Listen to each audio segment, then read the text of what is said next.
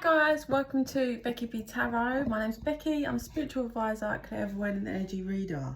So we're doing the love readings. Cancer, you are up next. You may be dealing with a Pisces because they come out together, but might not be. So Cancer, your love read. Oh, you might have high anxiety about something, or uneasy, off balance, because I'm all like jittery inside, which is where I'm low vibrational. So you might need to work on raising your vibration. There's a video in mine if you can find it, or just type in how to raise your vibration. Don't eat meat, go vegan if you can, drink loads of water, ground yourself in nature every single day, so that touch a tree for 30 seconds at least. Nothing, like no alcohol, drugs, nothing, pure. And even if it's 10 minutes exercise or 10 minutes yoga, just roll with yourself. If you can do that for a few days, a week, you will feel the difference. Okay, Cancer. Oh man, there's too many. You've completed a cycle, I'll tell you that though. Cycle that's a long karmic cycle that you've probably been acting out in literally every one of your relationships in all your fucking adult life. Told you the energies are wild. Dealing with a snake. You faced the snake head on, well done. Oh, something hidden as well. Right, so there was a tower moment that shocks you. Yeah, massive tower moment. What was hidden was your actual your power to control the situation way more than you realised. I think you have more power in this than you realise. The person, the snake that you were dealing with, had you believing that they were in control. This person definitely tries to suppress you, watches you a lot. This person's immature. They're just the reason why they can't give you what you need and require is because they're a child. They haven't got that fight. They haven't got that grown adult, like, I'm going to make shit happen. It feels like you just couldn't, the words I want to say, which is channeling, but it's not something I would do, it's like you couldn't land the connection. Like you couldn't land the makeup. It's like the landing of it. Like you couldn't just get it where you wanted it, ever. You couldn't just get it on form. It's always chopping and changing. This person's always rattled your cage, always chopping and changing. This person keeps you on low vibration, keeps you from being able to manifest new, keeps you from moving up and ascending. This person is bad for you and your energy. This person just suppresses you, tries to crush you to small, and you took your power back and you fought back. Yeah, you found your passion and was like, hell no. Honestly, when I say this person watches you, this person, I feel like this person's a fucking liar. I feel like this person makes out they couldn't give a shit about you, but they literally stalk the living shit out of you. Like on every social media, everything, checking your WhatsApp pictures, checking, making fake accounts, on it. Like, this person's full of shit. Alright. Okay. Yeah. You took a gamble on this person and you feel like it didn't pay off, but it actually did, because you learned what you learned in this connection is going to roll through to your next connection, because the next connection is your life partner. So you had to learn this before they could bring in your life partner. Yeah, you had to learn about your power, because you weren't awakened to how much power you actually have. It feels like it's got the energy of like you may have been at like a good point and worked on your spirituality and power and healing before you met this person, and then you met this person, as you moved down the line, this person suppressed it, and I think you kind of got yourself to a certain point, and then this person pulled you so far down, and I don't think you ever I think you just felt like you've lost what you'd achieved, but by putting yourself out, regaining your power, and now on the climb again, you're seeing that it doesn't matter. Like, just because things are different, your life's different, you can still get up and over to where you was before. And that was key to you realising that it doesn't matter the situation, scenario, how things have changed. You would always be able to pull yourself back up and keep going. Next time, you're also not going to let yourself get back down. You're not going to allow someone to take you there. And that was the point of this connection. Yeah, an ending to someone that's like imaginative, like they're fake. They're all shit going on in their head. They make up fake scenarios, and this person's just, yeah, like, oh, this person's just in their head, but in a fucked up negative way, and you're clearing it out. You're creating your home. You're going home in your energy, in your alignment. You're remembering who you really are, and you're creating union for yourself and for this life partner, someone that's coming in autumn. That's going to be when you meet them, run into them, go on a date. That's going to be when there's something big towards your life partner in autumn. This was to show you how much power you have that's been created from darkness. You managed to ground yourself and move through something that was so dark for you, Cancer. You've managed to pull your power, and if you haven't yet, you are going to. Yeah. Okay. You couldn't go the distance with this person because they are unflexible and they are fake.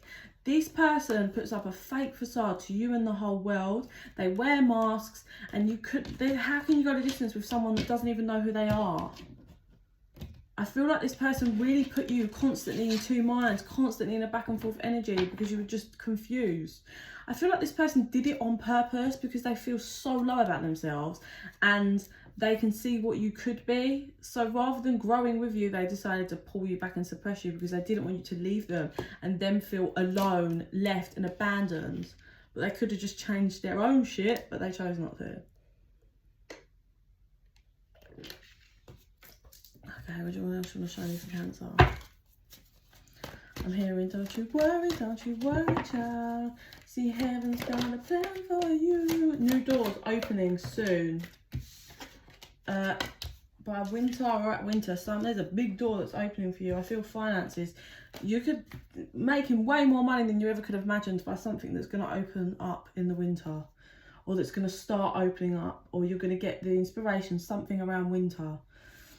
You're balancing out your emotions. This taught you how to learn to balance out your emotions. You're a water sign, you run off emotions, but sometimes when deep trauma happens, we tend to finally decide that we're not going to do that anymore and go by logic. And sometimes that's key for us to get control over that shadow of just constantly in emotion. Sometimes you have to be a bit more logical.